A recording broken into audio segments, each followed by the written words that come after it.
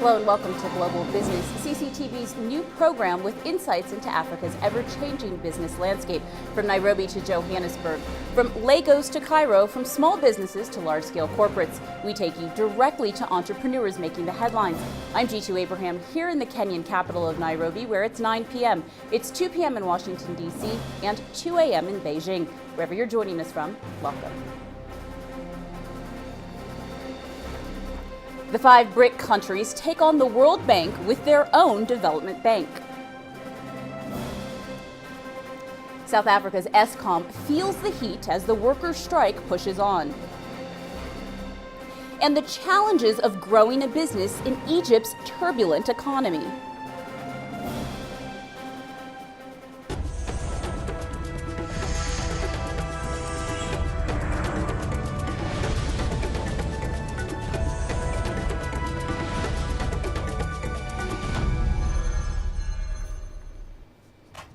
Surpassing the G7 in growth, setting global records in travel, and making history in space. But will the BRICS overcome their divisions to create a new global development bank? Join CCTV America for unprecedented coverage from and about the 5 nations that make up the BRICS Summit. Only on CCTV.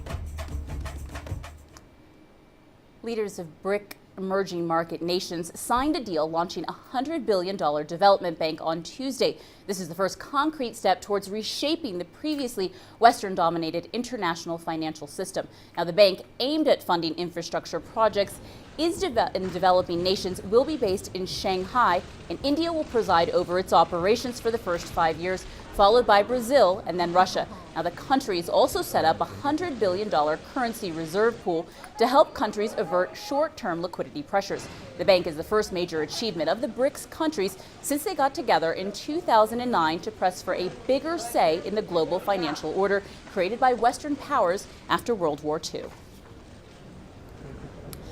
The bank will start a subscribed capital of $50 billion contributed equally by its 5 founders. Now, the initial total of $10 billion cash will be contributed over 7 years with $40 billion in guarantees. CCTV reporter Stefan Gibbs has more from Fortaleza. The leaders of almost half the world's population together in one place. The BRICS has long been seen as an informal gathering, a meeting of mutual interests. Now Brazil, Russia, India, China and South Africa are seeking to create something concrete, part of their ambition to reflect a changing world economic order. And this meeting presented a decision on that, the creation of the BRICS Development Bank. Today we have created the BRICS Bank and the Reserve Fund, important steps for an improved global structure. There had been some negotiation between India and China as to where that bank will be based and who will head it. The decision made here is that the headquarters will be in Shanghai and its first president will be Indian. Under the efforts from all parties, today we reached a consensus on building the development bank. This is a major step for cooperation of BRICS countries. The achievement shows BRICS countries' willingness to work together and move forward. The achievement not only raises the speaking rights of BRICS countries in dealing with global issues, but also benefits us and all people from developing countries. This was also the first major appearance on the international stage of the recently elected Prime Minister Modi of India. He held his first one-on-one meeting with President Xi. It's understood both leaders expressed their willingness to end a long-running border dispute and prepare for President Xi's visit to India in September. The meeting provided unstated but important support for Russia's President Putin. The president, sanctioned by the UN and portrayed as something of a pariah by Washington, was warmly welcomed here. Brazil and the BRICS position on Russia's actions in Ukraine is one of neutrality. The BRICS is an unusual global grouping, neither a trading bloc nor a political alliance. Its members have long been keen to stress that it is more than just a name. Now there will be a bank with the BRICS name. An important step towards a more established role has been taken. Stephen Gibbs, CCTV, Fortaleza, Brazil. Joining us now from Fortaleza on the BRICS summit in Brazil is Sue Yuting. Sue, the Development Bank and the Contingent Reserve Arrangement were both officially established today. How and when could Africa start to see the effects of these two new programs? Yes, Jitu, you know that the leaders of the 5 emerging economies have just said they have created a new development bank that it will have its headquarters in the Chinese economic hub of Shanghai. And initially, the subscribed capital is around $50 billion US. That means that amount of money will be equally shared by the 5 BRICS nations, and each country will just contribute around $10 billion US. And of course, that will be very significant for South Africa. Previously, I've talked to some of the experts. They told me that such kind of new development bank will be very significant, and the new contingency reserve arrangement will also be very important, because this kind of institutions is aimed to finance the infrastructure projects and also to head off the future global financial crisis. So for South Africa and the African continent as a whole, they just need lots of investment and money to improve the quality of the ordinary people, as well as to just address some of the problems in the world that will greatly help to reduce the inequality, to creating more jobs, and also to provide them more infrastructure facilities in the future. Now, Russia has suggested that the countries come together under an energy alliance that will include fuel reserves as well as an institute for energy policy. Now, when could we see this, and how could this benefit Africa? Well, yes, Russia just initiated the energy alliance. And you know that previously Russia and China have signed lots of gas deal and to improve the energy cooperation between India, China, and as well as South Africa. We know that South Africa is a great country because it has lots of abundant natural resources. For example, in many countries like Angola, Nigeria, and Sudan, they have lots of natural resources such as oil, gas, and mineral resources. But although they have such kinds of resources, they didn't have much more infrastructure to help them to export those kind of natural resources. So such kind of energy alliance would just help South Africa and the whole continent to make more economic integration, to help them reduce poverty, to creating more jobs, and also reducing inequality. So South Africa and many other African countries, they also need to make the energy more reliable and also renewable energy that is environmentally friendly. So such kind of energy alliance will help a lot for South Africa and the whole African continent as well. All right, thank you. That's Sue Yuting in Fortaleza in Brazil. Now, staying with the summit, the establishment of the BRICS Bank was welcomed by most emerging countries, especially given that the U.S. had scaled back monetary stimulus a year ago. Mr. Modi and the current leadership at the MEA has shown a degree of pragmatism and has been able to conclude a deal, and for which they must be given credit. They were pragmatic in understanding that probably Shanghai may be a preferred location for the bank. They were dogged and determined to ensure that India was able to get the first 6-year presidency for the bank. And they were, in a sense, rational to assume that the bank being established itself is a matter of satisfaction and support for India and other developing countries' future plans. Let's dig a little deeper into what this BRICS summit means for Africa. Joining us for more analysis now is Angela Coppola in Johannesburg and Miriam Bamard joining us live from London. Angela, if we can start with you, the BRICS Development Bank will be based in China and headed by India, then Brazil, and then Russia. But where does South Africa fit in, and what are the direct benefits of this membership bloc to the country? Well, South Africa gets to create a regional office. I guess in banking parlance, that probably means that we're going to be opening a branch of the BRICS Bank in South Africa.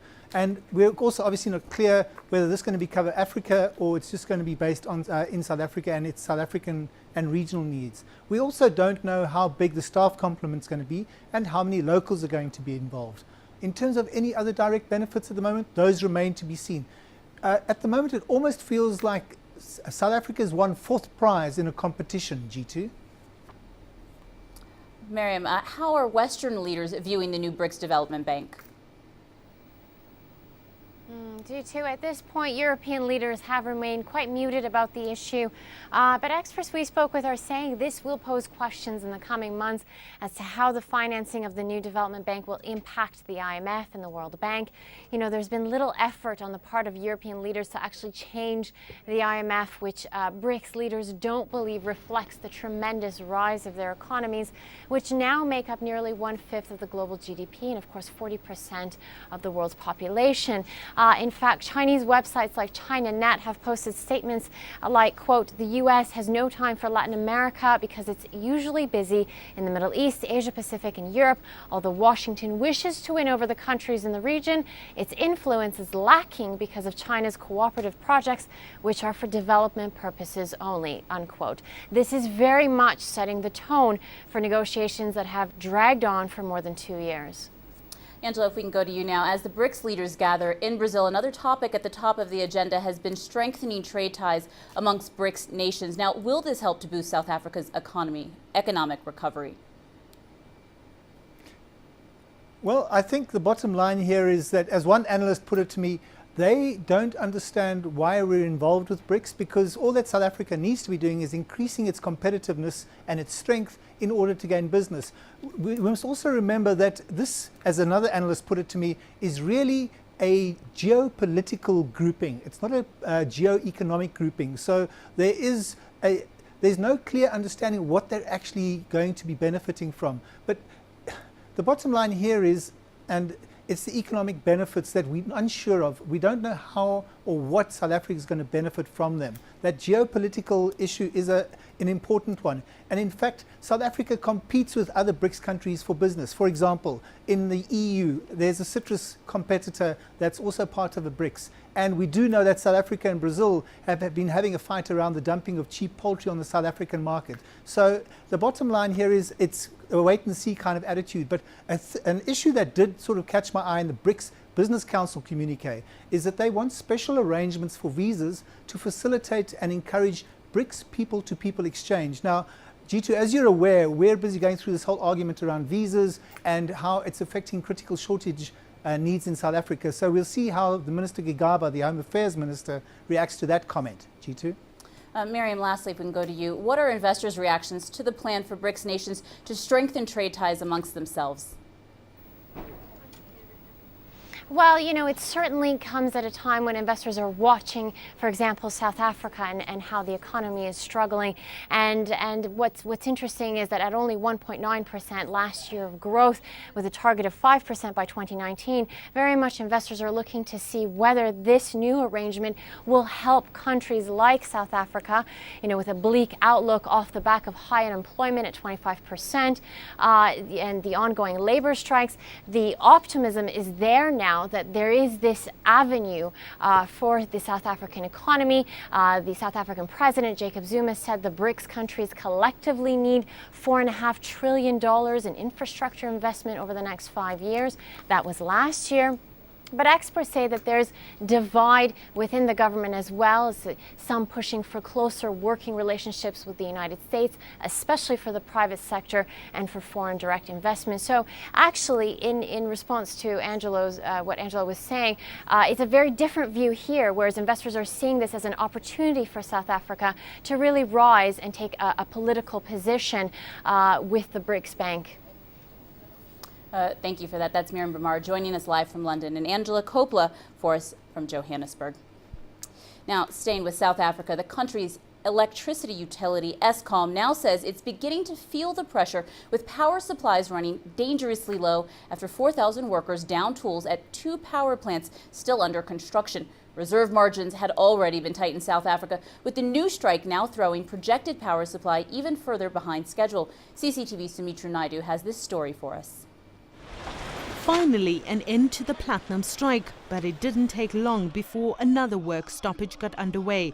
The National Union of Metal Workers and its 220,000 members are now in their second week of strike action, which is affecting the motor manufacturing, construction and engineering industries. The mining sector and the manufacturing sector, taking into account that those two sectors combined contribute about 25% of economic output in South Africa, and when you have to take into account the other sectors that are dependent on those sectors like construction and other sectors, the direct impact could be up to 40-50% of output in South Africa. A real concern that's being echoed by international investors. NUMSA is demanding between 10 and 15% hikes in wages and has called Eskom's offer of 5.6% an insult. But if a strike goes ahead, it will be unprotected, as Eskom won a court interdict declaring all workers essential service staff. We are concerned that the fact that NUMSA in this case have withdrawn their labour from the 2 construction sites would cause a potential delay in the delivery of the 2 power stations, which are very much needed in the country at the moment. Eskom is already struggling with constrained power supply. Work on 2 new power stations, Medupi and Kusile, have already been delayed by strikes. Both stations are now 2 years behind completion. Since the country's power crisis in 2008, industrial users were asked to cut back on power and are often called to help when supply is too low. What that means is that business is unwilling to expand their operations because they're not confident they will have enough electricity to run their operations successfully. So business is holding back on investment, mines are holding back on investment, and so that restricts South Africa's ability to grow and therefore to employ people. South Africa was downgraded earlier this year by 2 international ratings agencies. Eskom too suffered a downgrade. Slow economic growth and government's inability to tackle deep-rooted structural issues was cited for the ratings drop. Further downgrades are expected by the end of the year. Investors get nervous about a potential further downgrade and make the decision to disinvest from South Africa broadly, and then the implications are the same. The rand will weaken, inflation will rise, and probably interest rates will go up, and that'll put the South African economy under even more pressure. Most economists maintain that South Africa has good policy in place, but that it is lacking in implementation, and this is essentially what's causing a dip in investor confidence. Infrastructure project delays and Eskom's inability to provide a stable power supply is putting a huge strain on South Africa's ability to improve its growth rate. Sumitra Naidu, CCTV, Johannesburg. Let's take a look now at the African markets that we track here for you. Looking at the Nigerian All-Share Index, which is closed trade today 0.14% higher at 43,030.30 points. The country's naira firmed marginally on the interbank market after oil companies sold dollars to buy local currency and dollar demand from importers slowed.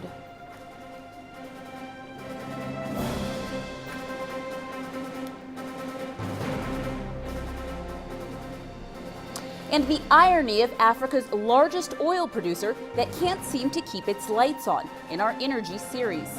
And we look at progress in South Sudan's journey in joining the East African community.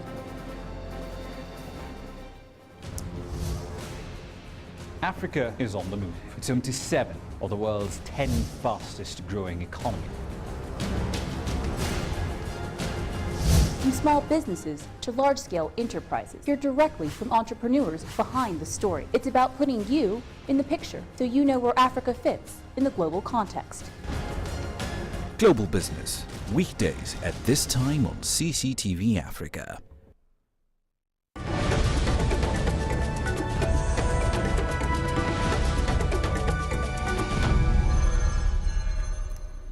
Welcome, you're watching Global Business. Now we start back with Nigeria, which may be Africa's largest economy, but the country continues to battle sporadic power supplies. While the country has privatized its power companies, the situation is far from being resolved. We feature this story by Deji Badmus tonight in our What's Hot segment.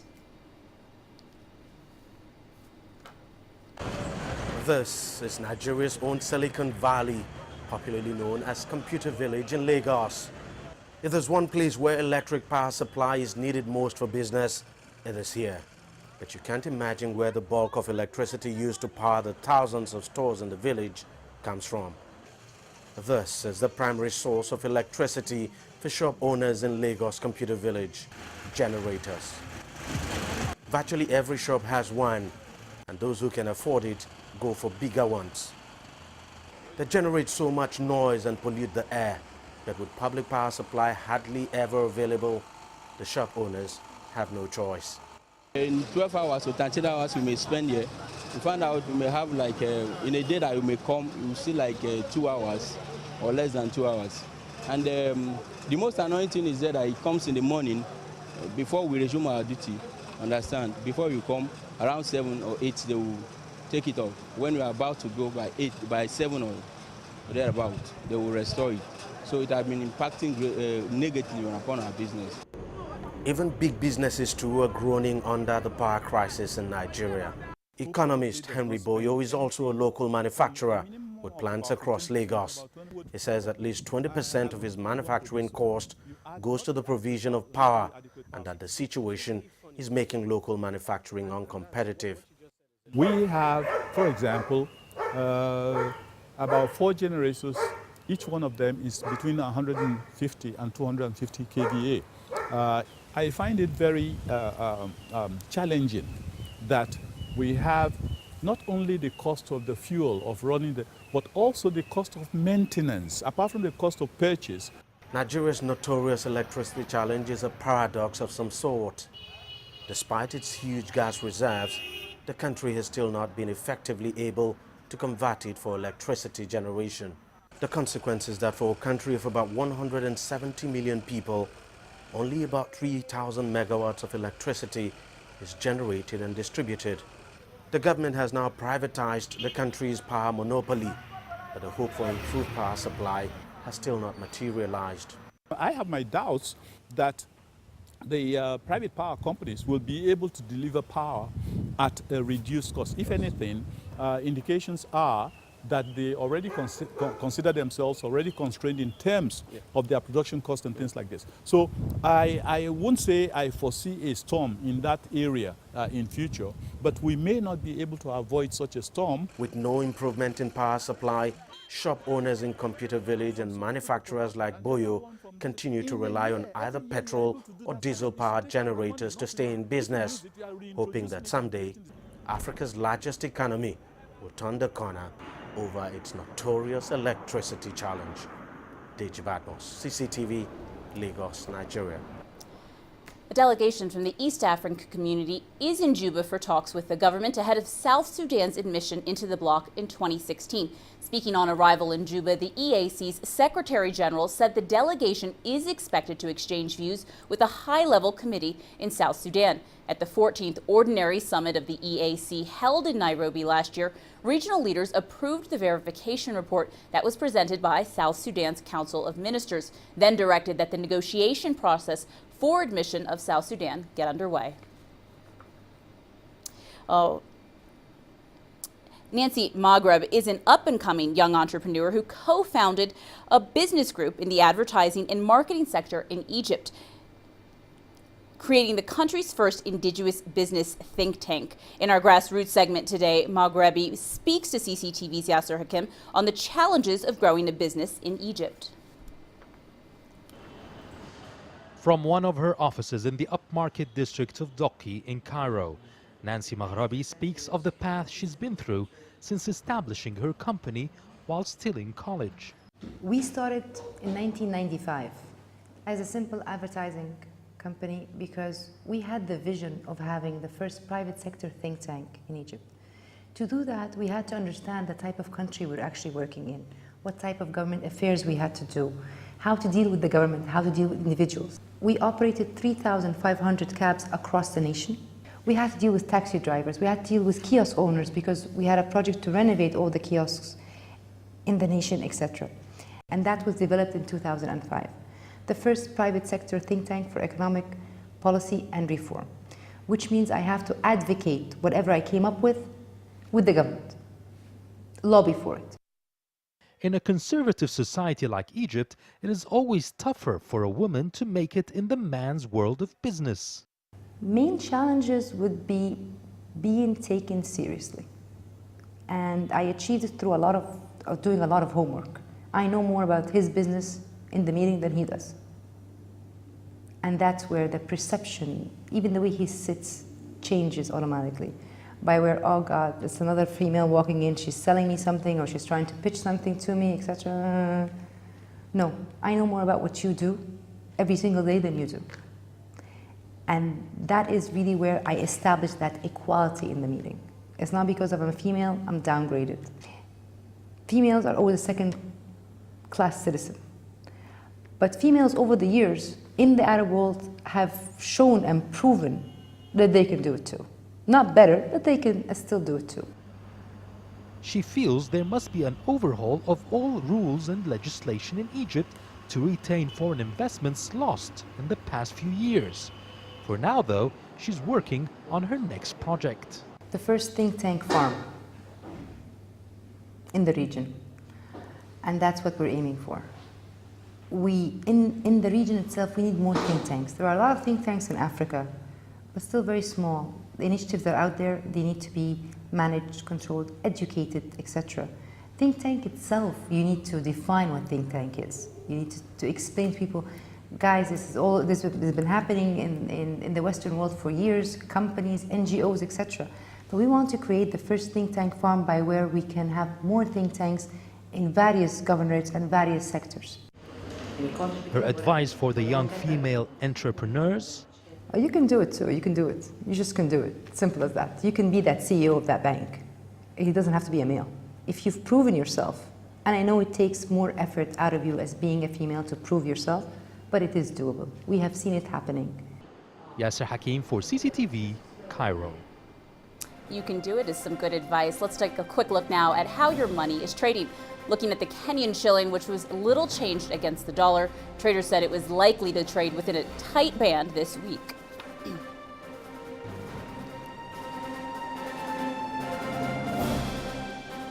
And just before we go, here's a look at what you can expect on Global Business tomorrow. South Africa's National Union of Mine Workers plans to intensify its strike action by calling on another 140,000 members to down their tools. We keep an eye on the developments there.